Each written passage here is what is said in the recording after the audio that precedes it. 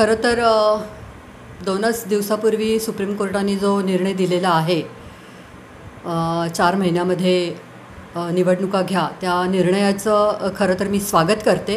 कारण तुम्ही पाहिलं असेल तर 2022ला मुंबई महानगरपालिकेच्या निवडणुका होणं गरजेचं होतं, परंतु आज 3 वर्ष झालेली आहेत, निवडणुका झालेल्या नाही आहेत.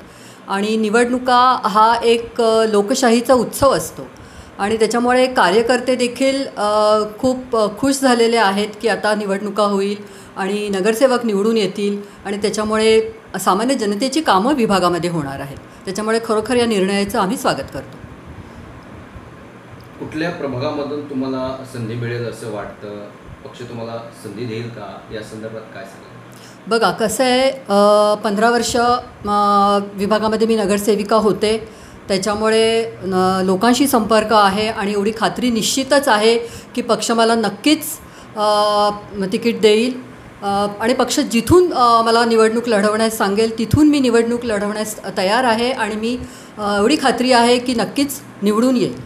यापूर्वी तुम्ही शिवसेना उद्धव बाळासाहेब ठाकरे या पक्षात होतात, आता शिवसेना शिंदे गटामध्ये सामील झाला.